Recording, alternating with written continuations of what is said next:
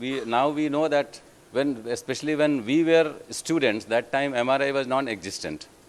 Then CT scan was just had introduced some time back that time, but later on MRI was introduced. So it's basically for ophthalmologists quite new. But then, and basically we are concerned with the small portion, which is the orbit, but orbital MRI and CT scan constitutes a very small portion for radiologists. So therefore, they don't give too much importance to this because they don't get too many cases.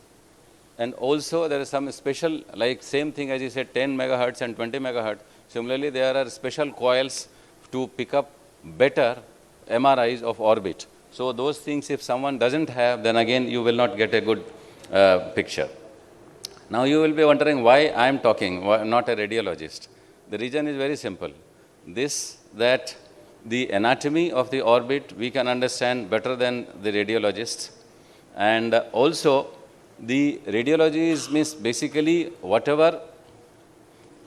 So my idea is not to become experts and compete with radiologists because it's a complete science separate altogether. They study for 3 years, then they practice throughout their life. But then we want to be well conversant with that and don't look absolutely that we don't understand anything. So whatever as ophthalmologist I have understood, probably that I think is the bare minimum which everyone should understand.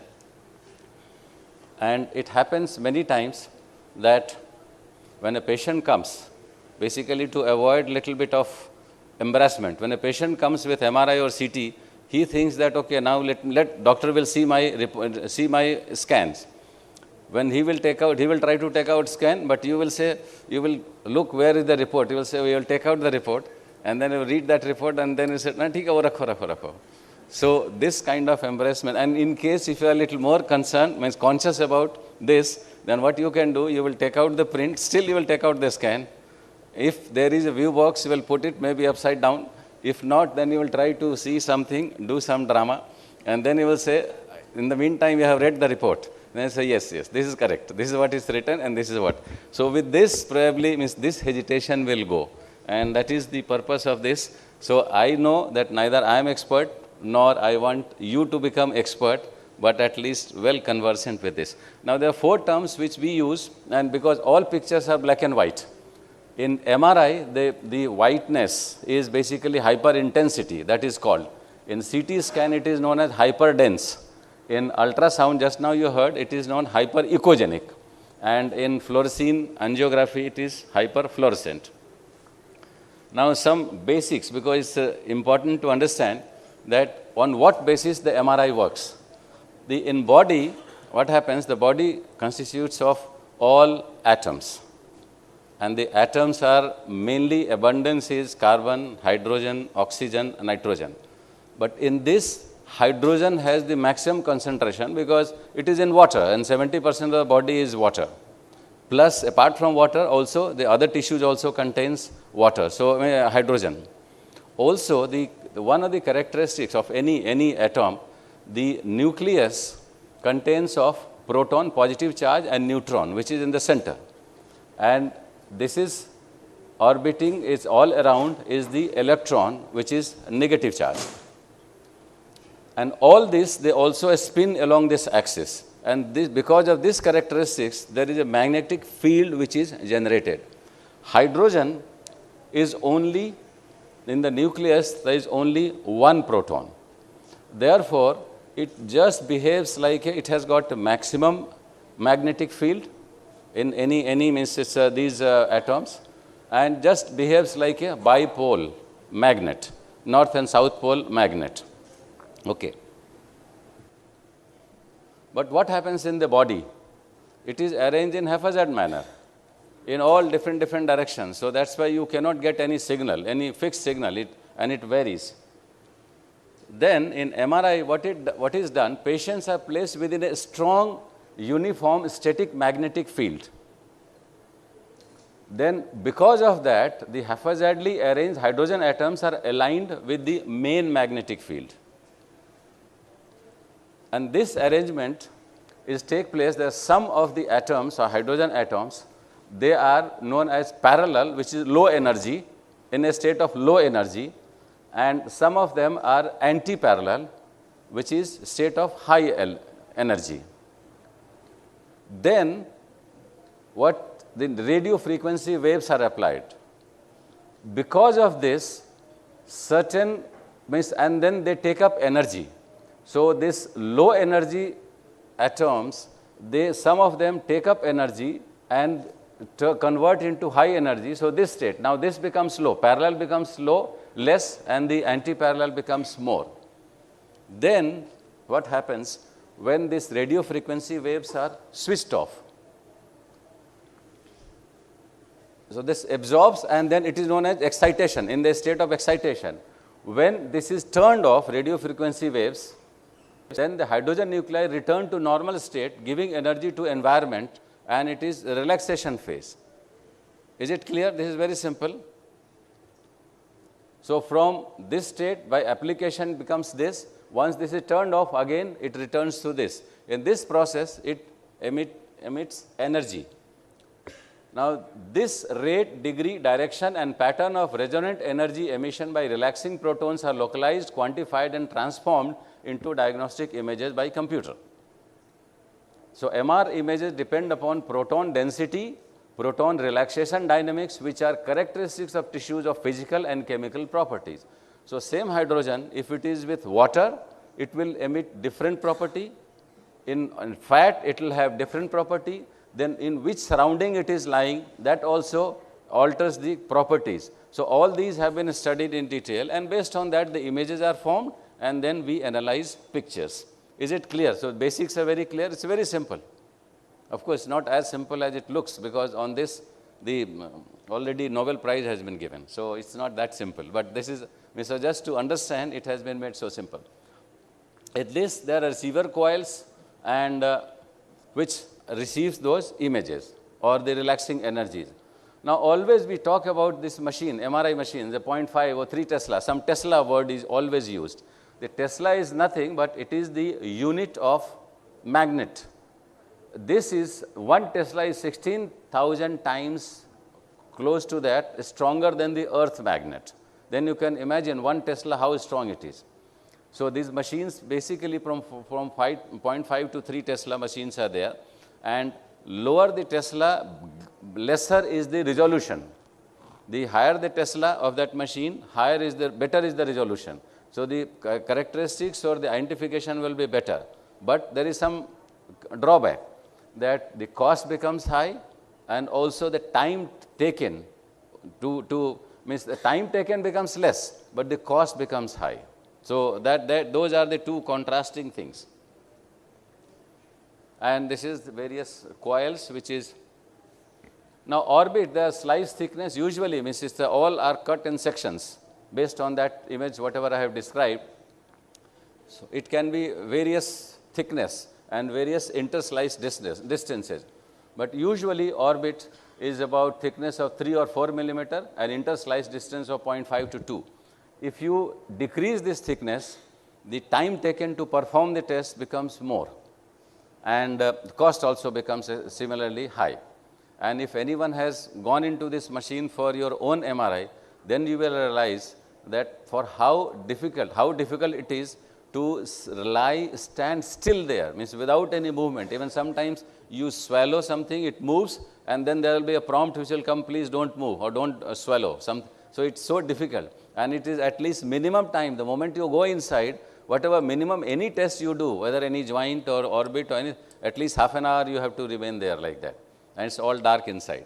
So it's very difficult.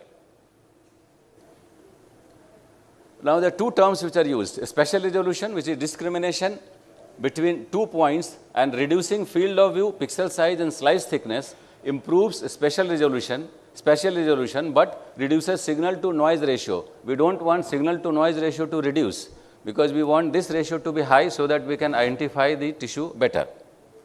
So this is spatial resolution. Then contrast resolution. This is relative signal difference between two adjoining anatomic structures. So two different structures adjoining, whatever is the difference that you can make identification or identify based on that characteristic, that is contrast resolution. Now rates of relaxation of different tissues are different and are utilized in the tissue identification. As I said, wherever the hydrogen atom based on which tissue it is, which environment it is, it varies. Now, this contrast, intrinsic biological properties and extrinsic parameters are used to improve the contrast. Okay. The intrinsic properties you cannot change because that is fixed. And what are those? Basically, you must have heard, if you have seen any time MRI, that it's always a T1 weighted image, T2 weighted image. What is this? There are two basic time frames. T1 relaxation time, which is spin to lattice. Whenever, as I said, when the atoms are relaxing, then the energy is given to the environment from the nucleus. So, that energy which is given to environment, that is when picked up, it is a very long duration. It is from few hundred milliseconds to couple of seconds. So, it's a very long duration. This relaxation means this images which are captured, this is known as T1 images or T1 weighted image, because we have basically concentrated on this property. Similarly, there is spin to spin. When it's relaxing, then some of the nuclei gives energy to the uncharged nuclei. So, that is spin to spin. Now, this is known as T2 relaxation, and this is very short duration, just few milliseconds to few hundred milliseconds. So, from where this starts, this already it's over. So, based on your image, means whatever setting has been done or which can be done later, that which images you want to study more, because both will give different characteristics. So, that this is what known as, means this is what the now significance of T1 and T2 weighted image. Proton density when everything is relaxed, so it's little longer. In orbit usually doesn't require. And in blood vessels, you must realize that blood vessels on MRI always appears dark. Why? Because whatever the blood cells inside which has been energized, by the time you are taking picture, when the RF is turned off, by then when the pictures are now it's relaxing and taking, then that charged blood cells have already moved out of the field. So, whatever is there now, it's uncharged. So, this always it is dark. Now, those were intrinsic factors, but still we are taking advantage. Now, the extrinsic factors are pulse sequence like fast gradient. These can be changed. The fast gradient echo means there are various pulse sequences which can give different characteristics or better quality images. Usually various machines, now all this, it's all set parameters over there. These days usually fast gradient echoes are used and various names by different companies. Now, contrast agent, gadolinium diethyl triamine pentacetic acid, GTPA, this is a contrast agent which is used to enhance certain lesions in MRI. This is FDA approved and it's a very safe and it's non-radioactive. Now, fat, then also you should realize that you will see later that the fat contains very dense, means there the signal that we get is very intense, hyper intense, absolutely white. The orbit, our area of concern is orbit. In orbit, there is a lot of fat, full of fat. So, everything, if you don't do anything, everything will be white, white, white. So, it's the tissue structures that you want to see will be masked. So, there are certain technique with which the fat images are suppressed. So, then whatever images you are getting, which is non-fat, so other tissues, so identification gets better. In orbit is important. These are all the various names. And FLAIR usually it's a fluid attenuation immersion recovery, which is not done, means in orbit hardly is required. And surface coil, as I said, in the eye, the extra coil is used, large or small, to get a better image from the orbit structures. But disadvantage is that here the depth of penetration becomes less. Usually T1, now you know T1 weighted images, T2 weighted images. T1 weighted images are mainly for anatomy. There the anatomical structures will be very prominent, very well delineated. T2 images for basically for pathology. So, it's not that you will read this, you will read both. Basically, you have to study both in combination. Contrast studies are usually done in T1 weighted images with fat suppression, and T2 weighted images are recognized by bright vitreous signal. The moment you see this kind of image, vitreous is absolutely dark, hypo intense. This is T1. And if you see like this, now I am sure if you have seen picture, immediately you see some pictures are like this, some pictures were like previous one. So, that without even reading the parameter, you can say this was T2 images and that was T1 images. Now, some of the characteristics on T1 and T2, the aqueous, vitreous and CSF, means wherever the fluid is, hypo-intense on T1 and hyper-intense bright white on T2, that you saw just now. Lens hyper-intense in relation to vitreous gray on T1 and low-intense gray on T2. Sclera, choroid, retina, these all cannot be differentiated on MRI. So, they all usually appear as one signal and intermediate on T1 and hypo dark on T2. Extraocular muscles has intermediate signals. So, gray on T1 and T2, but enhanced with contrast on T1. So, this sentence you remember that will be utilized later on. I'll come back on that. So, extraocular muscles, if you give contrast, then GDT TPA, then this will enhance. Optic nerve signals are similar intensity as cerebral white matter gray on T1 and T2. Normal optic nerve does not enhance with contrast. This also you should remember. Optic nerve sheath contains CSF, therefore, same characteristics as vitreous. So, T1 it will be dark, T2 it will be white. Orbital fat very bright, very bright. And lacrimal gland intermediate, there will be some mixture, hypo and hyper. Cortical bone, because it does not contain water, so it will be absolutely dark. So, it is sharp contrast to CT and X-ray. There it will be white, hyperdense. Here it will be hypo-intense. Bone marrow, although it is softer tissue, but it contains hydrogen because there is water. So, this will be hyper-intense. Now, this background is same repetition. T2 is not ideal for anatomy. They are basically used for pathological conditions. Now, some of the important structures, just quickly, it's not that means it's I want everyone to remember just now, but so this vitreous, this is the sinus, which is absolutely dark because air, there is nothing, no hydrogen at all. Hypo-intense, absolutely hypo-intense. This is that white that you are seeing, this is all superimposed based on the fat. Hyper-intense is a muscle, the extraocular muscles. Now, this one is the orbital wall, cortical bone. So, can you see this is absolutely signal void, hypo-intense. Whereas, here the bone marrow, this is also wall, but here because of the bone marrow, you can get hyper-intensity like this.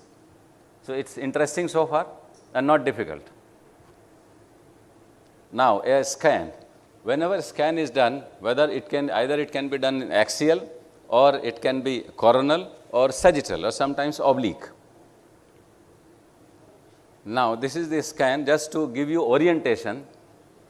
So, this scan is sagittal scan. Sagittal, how do you recognize? Like this means there will be only one orbit or eyeball in section because only one eye can come, and front and means on top and behind will be brain tissue. So, this will give you idea, oh, this is sagittal section.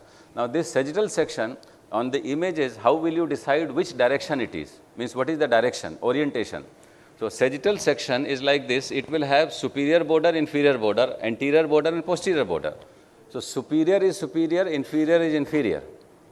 And when you are looking, means that on the view box, then whatever is on your left side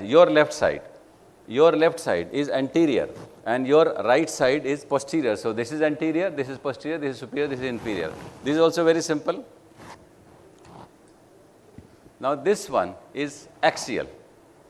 In axial will be like this. So, in this what you will get?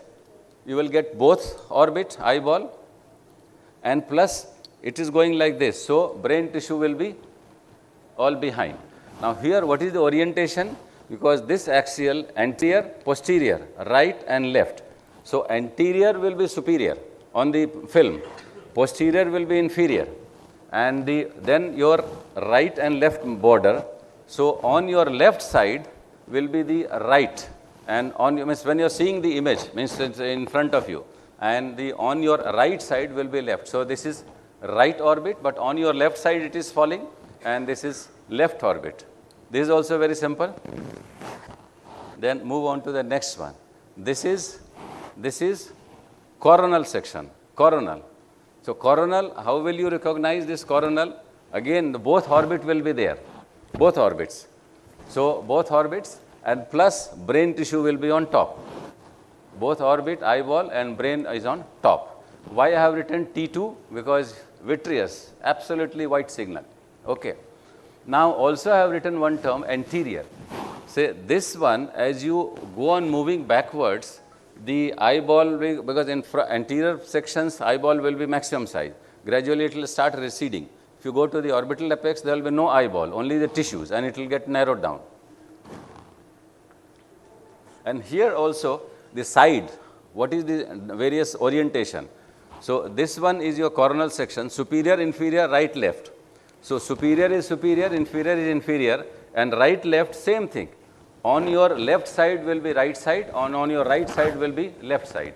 So this is right orbit, right eyeball, this is left eyeball. Correct? This is posterior, means going little behind. So now you see this eyeball is, size is becoming small. Still back, now eyeball is completely, sorry, this one is coronal section. So this is the same coronal section, we have moved little backward. This is now, what is this? This one, can anyone tell? Any PG student? Sorry? Yes. Yes, so first thing it is the coronal section. And this is the T1, T2? T1, fantastic.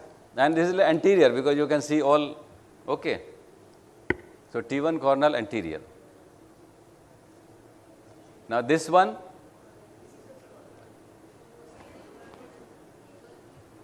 means it is going little back, means it's little behind. So this one is T1 coronal mid-level because you are seeing muscles here which is coming closer. This is axial, fantastic. So now everyone has started murmuring, I am happy. So this is axial and T2. Fat suppress, I'll come back. Now this is again T1 axial, just to show some of the pictures. Now look at this picture. Well, next I am going to show and I am going to ask some questions from the PG students. Are there PG students? Are good? Oh, 1, 2, that's all. All other, oh, good number. So this is T1 coronal anterior. There is nothing. So now look at this picture here. And then this is what? This is also T1. This is also coronal, and this is also anterior. So what was the difference in this and the previous one? So look this is your area of interest, orbit. Now I am going back to the previous one, this one and this one. Fantastic. Any other difference? Again look at this and look at this. Exactly. So in this, what you are seeing, the muscle, of course the fat is not suppressed here. So here what you are seeing, muscle is hypo. But not in relative term, even in absolute term, if you see the intensity of this muscle and intensity of this, definitely it is hyper. So this hyper, why it has become hyper? Because it has taken up contrast. And fat is suppressed, that's why everything has gone. So this one is T1 coronal with muscle enhancement and fat suppressed. Good. Is going little back, still back. This is axial, again fat suppressed and with enhancement, because this much bright or hyper intense is not the normal muscle. Now these are just some of the pictures. So now you see this is in the optic canal, where this is T2, because the CSF along the optic nerve is absolutely hyper intense, and the inside the optic nerve is hypo. Now MRI orbital scan means whatever you can order, sometimes don't just order that, do everything, because it increases the cost to the patient. So based on your area of interest, whether you want only orbital scan or brain scan, because some primary is brain and something you are suspecting, then probably you will order this, or if both, then you order both. Otherwise, but anyway both means all will be screened, but it will not be studied in detail. So if you order, whatever you order, just think before you order what you are ordering. Now these are various lesions, vascular, orbital, these are various lesions for which MRI or studies are done. Especially this is very important, and scores over CT scan in optic nerve study. Why? Because here the optic nerve is lying in the optic canal, which has got cortical bone. So, the bone shadow will be nil, hypointense. So, it will not disturb the optic nerve. As against this, in the CT scan, it will be absolutely white. So, the inside structure optic nerve will not be that evident, which you will not be able to make out. In trauma, again, depends that what stage you want to do, means what is your area of interest. Because if there is, you are suspecting some fracture, then CT scan is better, not the MRI. But if there is soft tissue damage, MRI is better. Also, the blood, means it's various stages of blood. Say hematoma is there, whether it is 1 day's duration of hematoma, 1 week or more than that, it can pick up. But remember, any ferromagnetic intraocular or intraorbital foreign body you are suspecting, this is absolute contraindication, absolute. The moment you will turn the MRI machine on, that magnet will fly from one place to other, and it, whatever, if some chance are there to salvage, everything will be gone. So, contraindications, that anyway the procedure is all metallic and other things, and these days even lot of implants are now MRI compatible. So, that of course the radiologists, when they are doing it, they will realize that. Now, this is just to show, because now I will not basically burden you too much, because with this, now with this background, now some of the textbook you can go, I will give references given. So, in that, or this is the article published in Journal of Clinical Ophthalmology and Research, there these normal anatomical structures are labeled. So, with this first you get orientation, so that you can study in detail later on when you get the pathological conditions. Because first you have to recognize the normal anatomy, then you can. So, various sections, these are all pictures from the same journal article. Also in the same article there is a Douain's book, is references given. In that also there are some pictures which are taken from that. These are the pictures from that. So, that also book which is freely downloadable. So, you can see the normal structures and study in detail. First you get orientation of this, then of course you can move on further from there. Now, again still it is not over. Basics of CT scan, because first I will go to CT scan, then I will see, and then again I will come back some pathological condition. This is based on different principle, not like MRI. This is on the attenuation of X-rays. So, tissue with higher atomic numbers and greater electron density will absorb more and attenuate more. So, that will appear more white, and the one which is less attenuation, there will be less white. So, here the terminology used is hyperdense or hypodense, not hyperintensity or hypointensity as MRI. Now, in this, the one unit of attenuation is known as Hounsfield unit. So, based on the various tissue, Hounsfield unit which is known, the images can be, or the structures can be recognized. That minus 1000 is air and plus 3000 is bone and metal, and all other structures are in between. Some, for your reference, this is what is the various Hounsfield value of various tissues. Now, one difference you must be seeing, that here fat is minus. So, in MRI, fat will be hypodense, it will not be, but MRI, it is absolutely bright, hyperintense, absolutely bright. So, these things you should keep in mind. And bone, already you know that in bone, the cortical bone, here the bone is quite absolutely white, but in MRI, if it is cortical bone, absolutely dark, absolutely hypo-intense.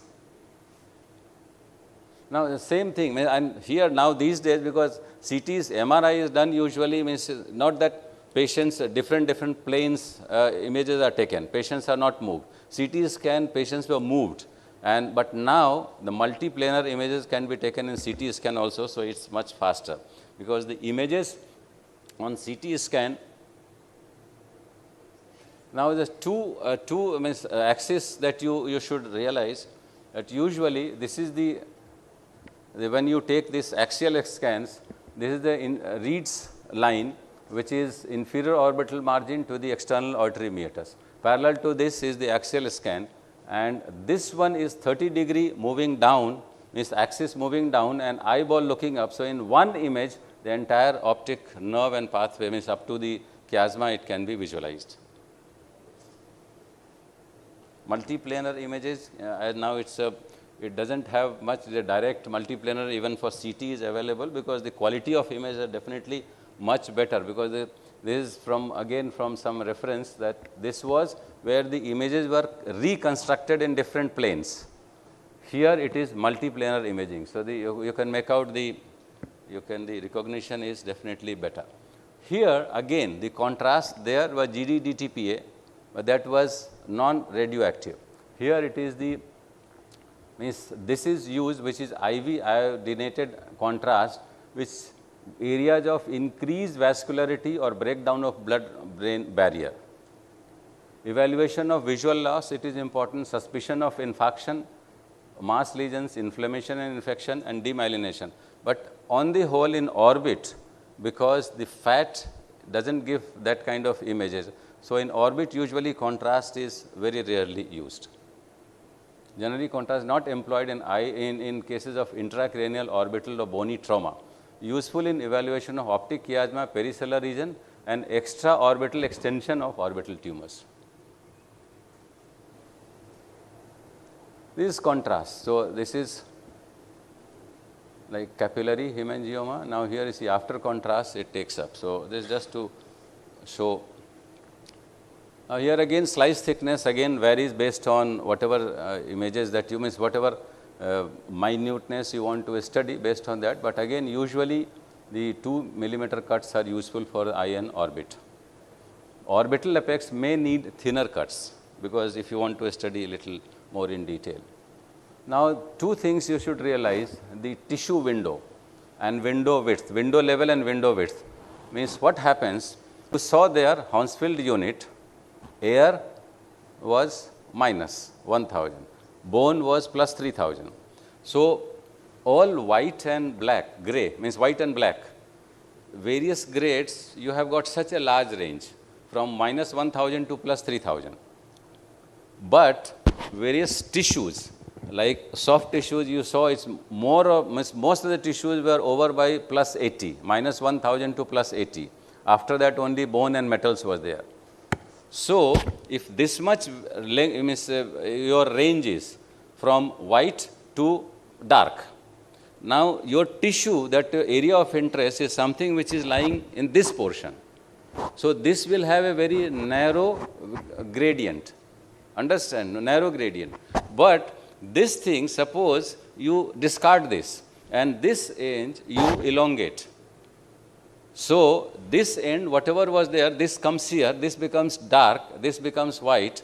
So, then your same thing will be enhanced, magnified. So, the tissue characteristics and the identification of tissues become better. Is it clear that what I am meaning? Now, here on all CT scan it will be written, window level is the mid level of that whatever level width is used, and say window width is 30 to 600. Window level will be, we just take the middle of that. Okay, so that is, now for soft tissue window, usually from 30 to 600 and window level is 0 to 40. Just for example, suppose window width is 400 HU. Window level will be, and it is minus 20. So, what does it mean? How much will be the range? It will be 400, make half of this, minus 20 and add. So, minus 220 HU to plus 180, because minus 20 add 200 plus 180. So, this will be only range. So, white will be 180, dark will be 220 minus. So, your range becomes more, means identification of tissue will be better. Same bone window, this is the usually thing which is used. Just for example, so window width is 2600, level is plus 300. So, it will minus 1000 will be black and plus 1600 will be white. So, just one thing just to show how it does it. So, this is, now you see here soft tissues are very much highlighted. This is soft tissue window. Same image, this is bone window. Now, all soft tissue characteristics are gone. But definitely the bone which was here, now it appears as if there is broken, here it is continuity. So, the bone window, and so So if you have your area of interest is soft tissue, you will go to this kind of window width. If it is bone, then go to like that. So based on various tissues, there are certain window width which is used and window level is used. And now again about the section, now I don't have to explain again. So that is the same thing as represented, means the coronal axial, what is top, what is which is superior, what is inferior. So that will remain the same. And usually in patient's name data will be there, type of section, axial coronal says that you can recognize now immediately, right, left, superior, that all now you can recognize, you can identify without even reading there. And but still means it's written there, but just so that you are more conversant, you don't have to start searching that what is this. And technical parameters, all these are given there on the CT scan. Now just some of the normal structures, how does it look like? Same way as I showed you in CT scan, MRI. So now just quickly, like here, this one is maxillary sinus. This is some soft tissue, nasolacrimal duct. Okay, this is inferior orbital fissure. Now this one, see, this is the axial. As you move from below to top, the nasal prominence will start receding. So this is the lower portion, this is mid-level because this has, and this is still higher. So this will tell you which level the pictures have been, the images are there. And at various levels, the various structures. Now with this, you can see the eyeball is complete. See the optic nerve, the optic canal, you can see this optic canal. Then you can also see superior orbital fissure, sphenoidal sinus.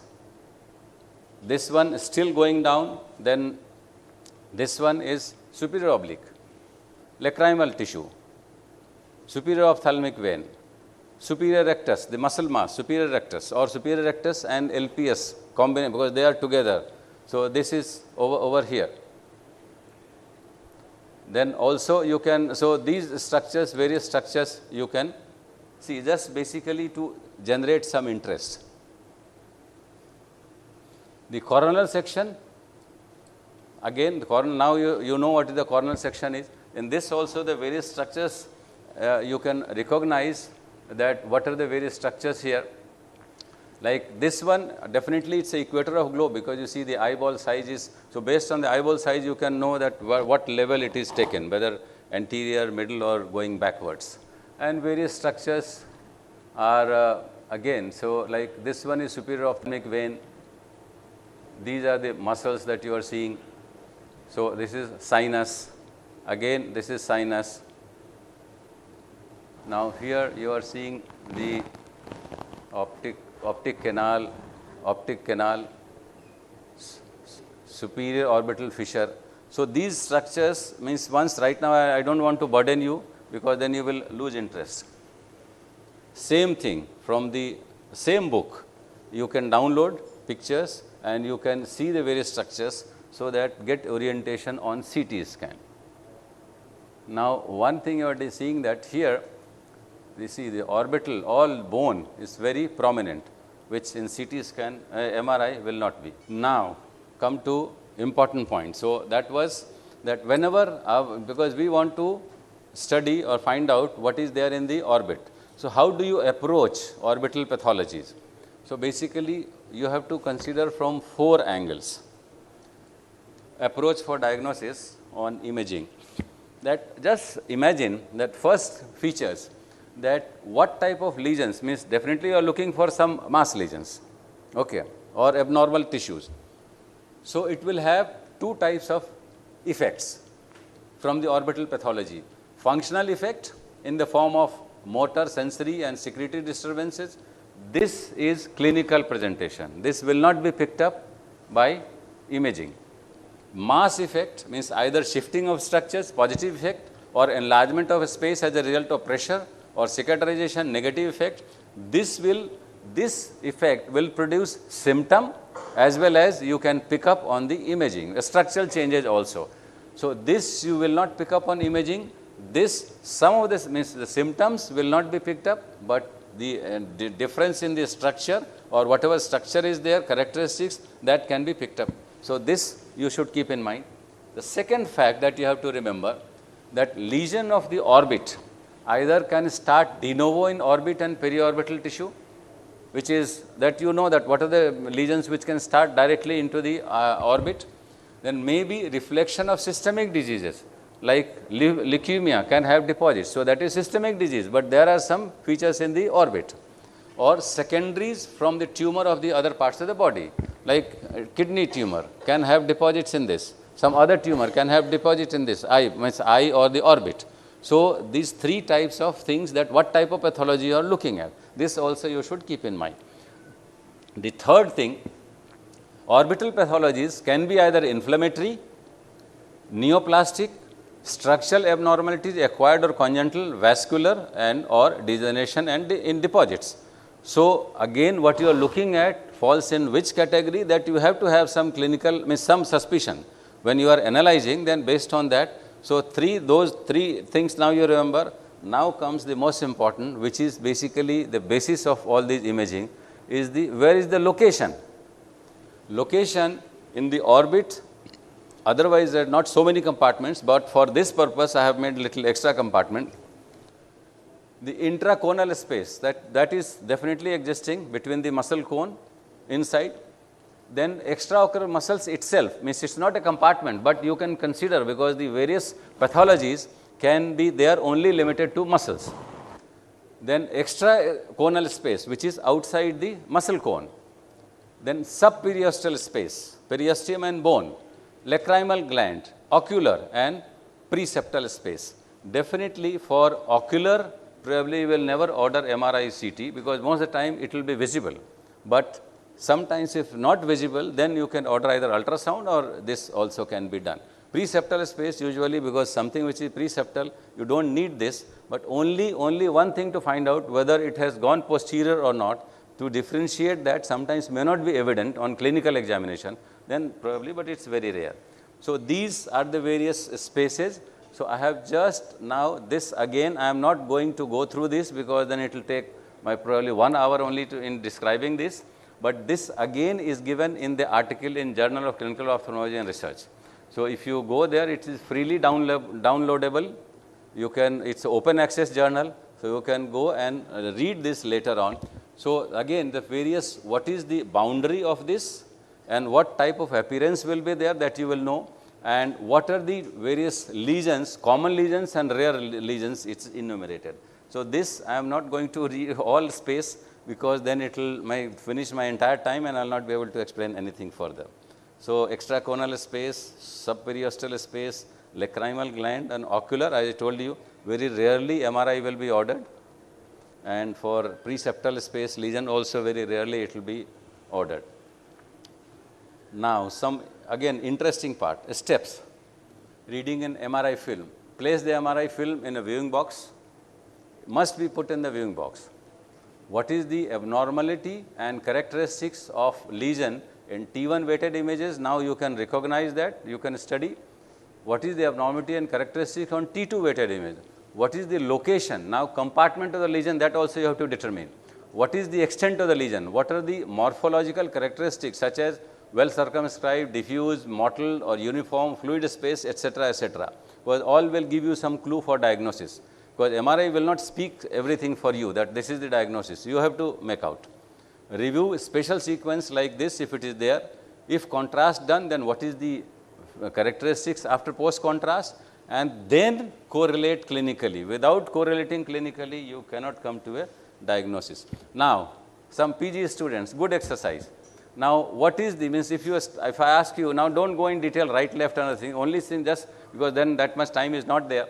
So, this one, what abnormalities you are seeing? This is axial.